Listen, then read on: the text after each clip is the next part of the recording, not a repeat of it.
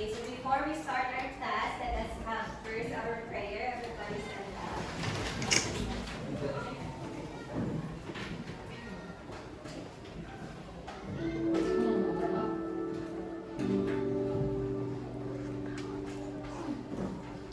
Let us pray.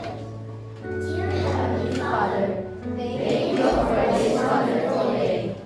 We thank you for the gift of life and all the blessings. We are grateful for the chance to learn and grow. Please bless our teacher as guide us, and help us to listen to heart and be kind to one another. Fill our hearts with joy, our minds with knowledge, and our spirits with peace. May we use what we learn to make the world a better place. These all we pray in Jesus' name. Amen. Okay, good morning, class. Good morning, Mom.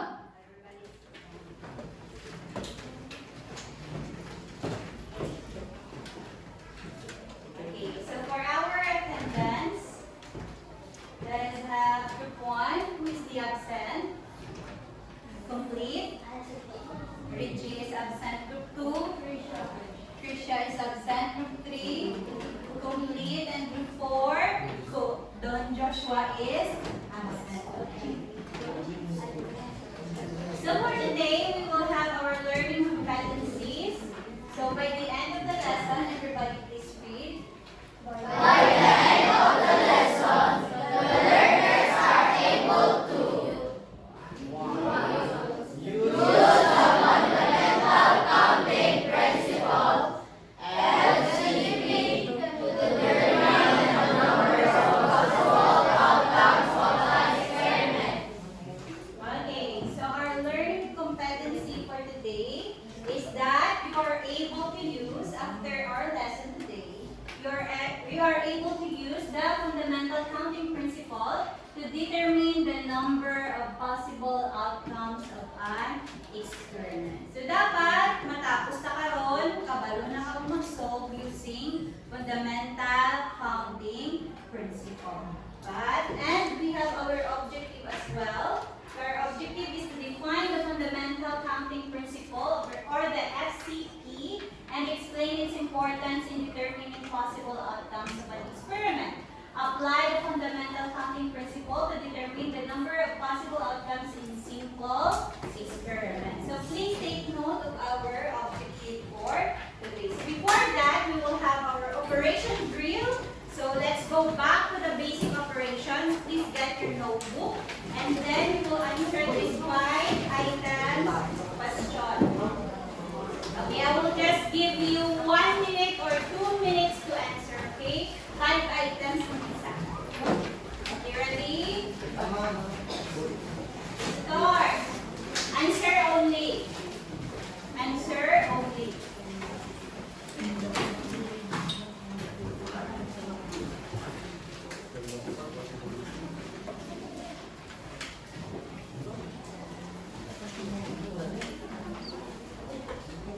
Number 1, you have to add. Number 2, subtract. Number 3, subtract. Number 4, multiply.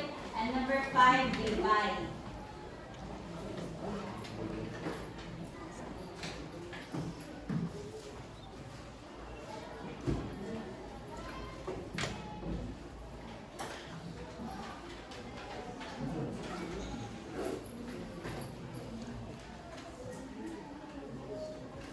It will not be recorded, but it will test if you know the basic operations or not. Dapat babalo ka na yun. It's the basic math.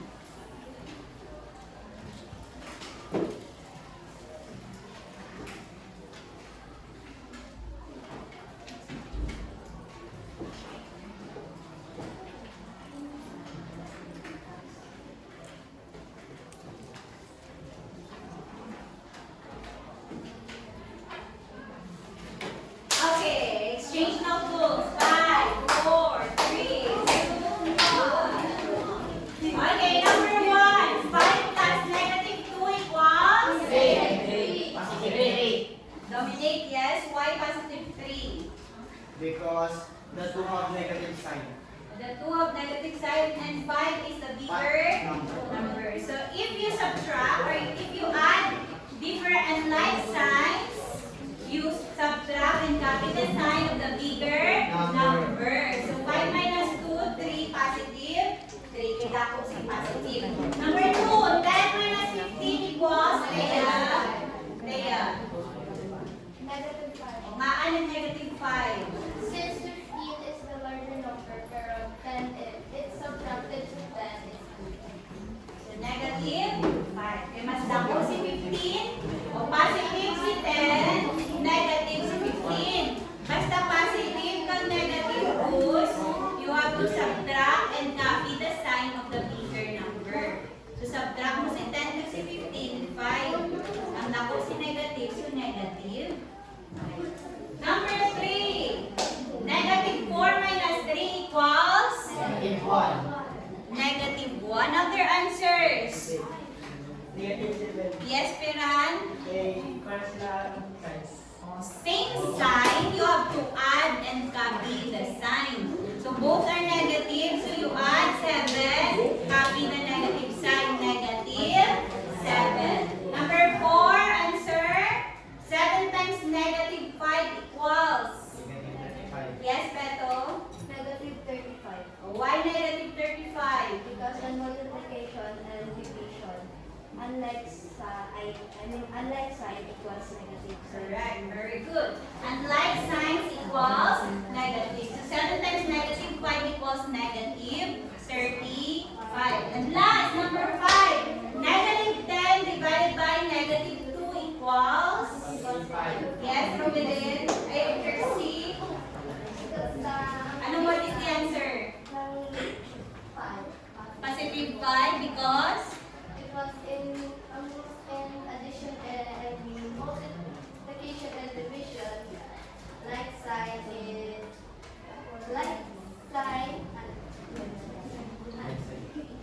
positive. I mean, Like sign equals positive. So sa multiplication and division, kung same sign equals positive. So these are the answers. Negative 10, negative 5, negative 7, negative 35, and 5. So who got 5? Return the notebooks. Who got 5? Okay, very good. Who got 4? Very good. Rico, good job. 3. Okay, who got 2? 1. Hindi na mamangkotan sa 0 kaya mabusog na karon. Okay, I hope next time kabalo na ako na. So, okay, next. Okay, so a short review of our lesson yesterday. We have discussed about the sample space. Did you remember the sample space? Yes. So sample space is the list of all possible outcomes that can occur within an experiment. So the possible outcomes. So example, in a coin, when you toss a coin, what are the possible outcomes? Head. Head and tail.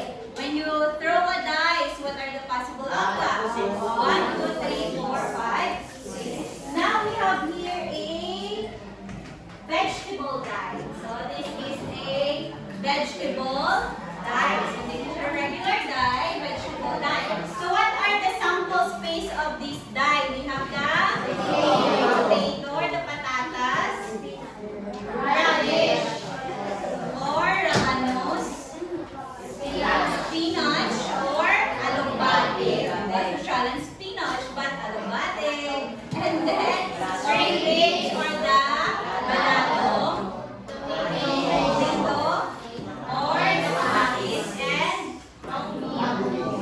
mung beans or the munggo. So these are the different sample space of this vegetable die.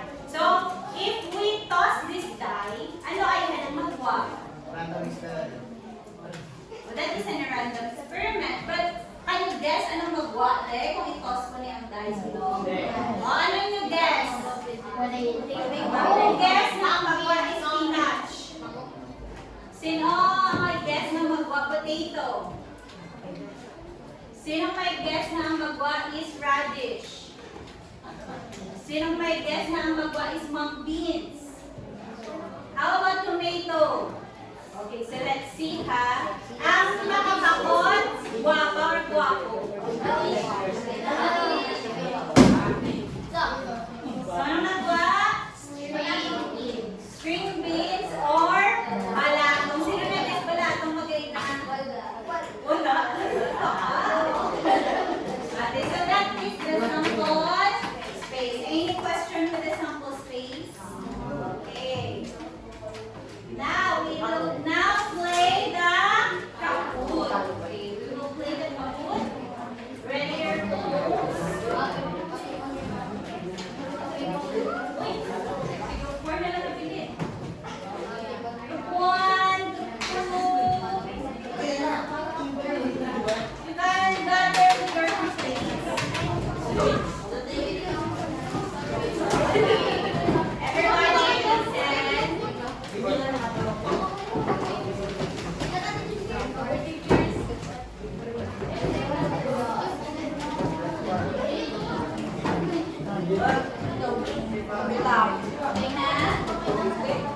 Okay, so this will be a group activity. So this is our topic last time and there are no topics to test if you know or not. So please gather with your groups and then brainstorm some correct answers. Okay? So the groups with the highest score will receive a prize. May prize na sa karana. Okay. Can you please sit down? Sit down lang. Dali ka mo. Dali lang ka. Sige. Okay. Group 3 yan. Okay, ready na? Ready or not? Yes, ready. Ready or not? Ready. Okay, let us start. These are 10 questions.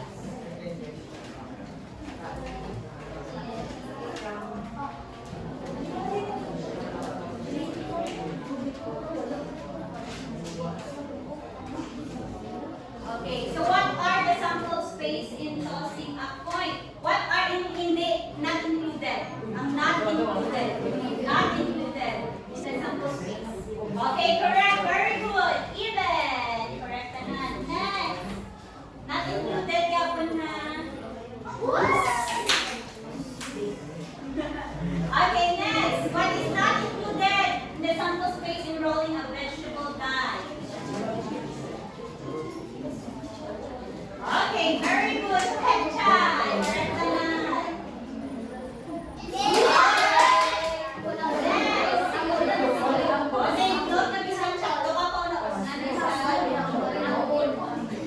Number 3, not included yapon. And picking from a deck of cards.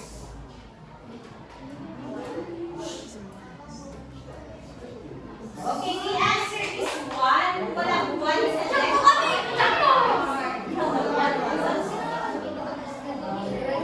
Oh, group 3. Habol ah. Group 4 habol. Not included. Guessing the blood type. What type? Okay. Type C. Walang blood type.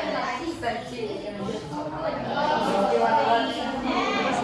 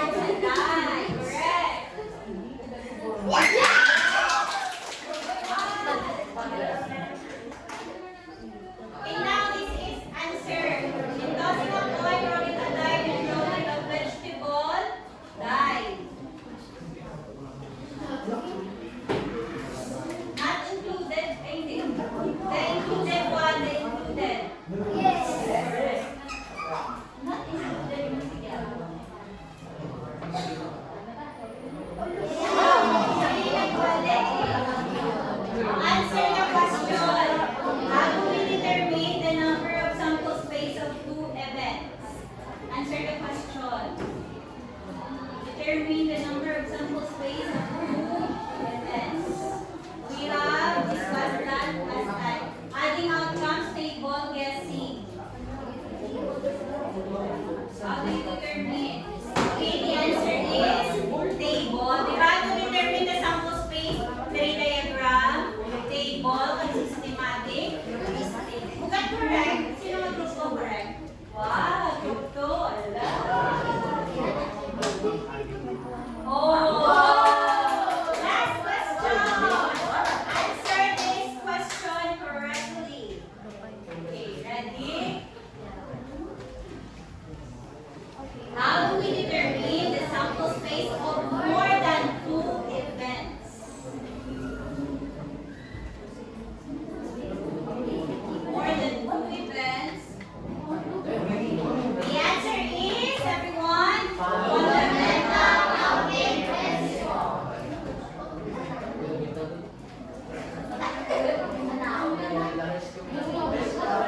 Okay, for the third spot, we have group 3. We have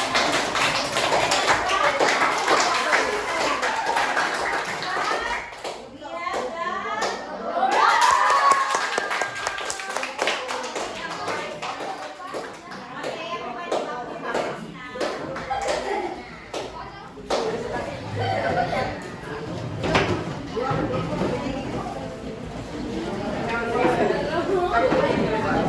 Okay, everybody settle down, please.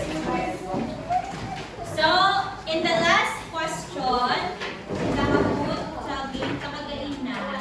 So, how do we determine the sample space of more than two events? So, we have what we call the fundamental counting principle. So, that will be our lesson for today. We will discuss about the fundamental counting principle.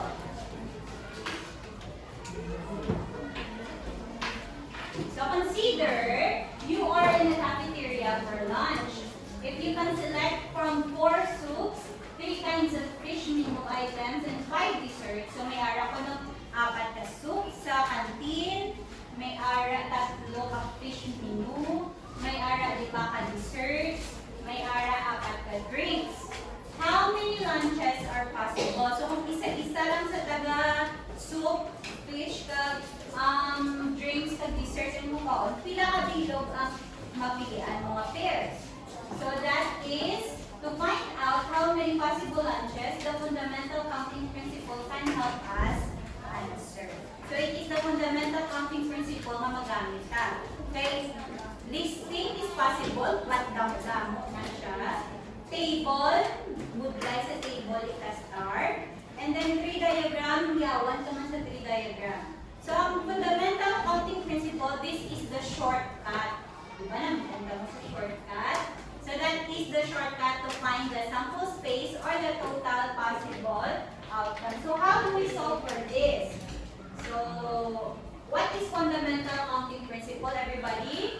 Fundamental counting principle is? It's a way of finding how many possibilities can exist when combining choices, objects, or results. This is done by multiplying each total choice count from each group being combined.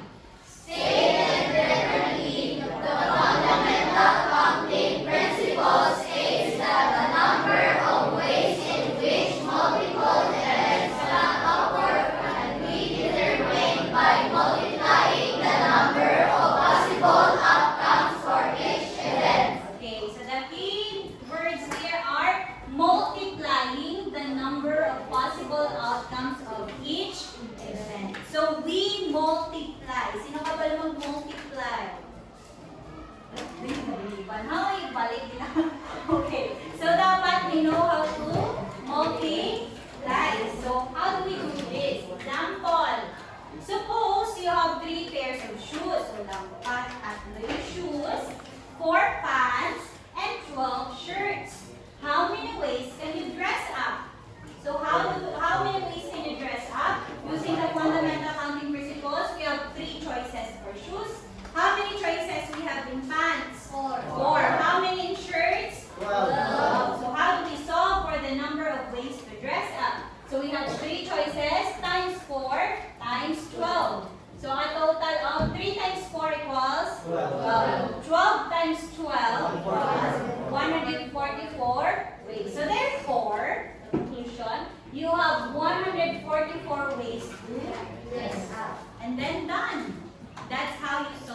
of fundamental accounting principle. You just multiply the choices. Okay, question. Okay, another. Before you do your activity, everybody read the question. A coffee shop offers a special coffee deal. Customers can choose from one of three sizes, 5 flavors, and 3 kinds of milk. How many coffee combinations can be made? Okay, so we have how many sizes? 3 sizes. How many flavors? 5. How many kinds of milk? 3. 3. So what do you think is the answer? How many ways can you, or how many coffee combinations can be made? Who can guess? Yes, Andy. Why 45, Andy? Ever stand up? I 3 times 5 times 3 was 40. Okay, 3 times 5 equals 3 times 3. 45. Let's see if correct si Andy. Okay, so 3 choices times 5 times 3 equals 45 coffee combinations. And then don't forget the conclusion. So dapat may conclusion kids. So therefore, there are 45 coffee combinations for the special deal. Okay? Tapos, budlay. You just have to multiply. Okay, now we will have our group activity. So for our instruction, the students will be grouped into 4 according to their choice of interest. So now you are grouped with the artists, the writers, singers and dancers, and then the thinkers. Okay, each group will have different activities to work on in relation with the fundamental accounting principle. So I will only give you 10 minutes to do your activity. So but before that, we have our breaks. So ang group kung may pinakataas na points karon will receive a prize yapon. May prize pala po ha. Okay, so we have our rubrics. So for time management, if you finish on time, so you will receive 5 points. If you finish on time but incomplete, wala natapos ang inyong dekada, 3 points. And then if wala mo na finish and then incomplete sa gisimobra, 1 point lang. And then cooperation, kung mag-cooperate ka mo, members do not know their tasks and have no defined responsibilities, wala cooperation, 1 point.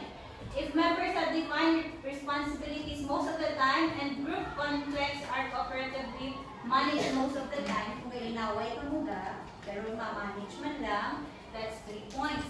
But if you have a perfect cooperation or teamwork, I will give you 5. So while you do your activities, I will give you scores as well. And then neatness. So messy workplace later, kung wala ka mo na clean, 1 point. If clean ang inyong clean and orderly workplace with occasional mess during the activity, 3 points. But clean and orderly workplace at all times during and after activity, I will give you 5 points. And then for your output, members do not demonstrate the targeted output or performance, only 1 point. Members averagely demonstrate the targeted output or performance, that will be 3 points. And if members know their performance or output, that I will give you 5 points.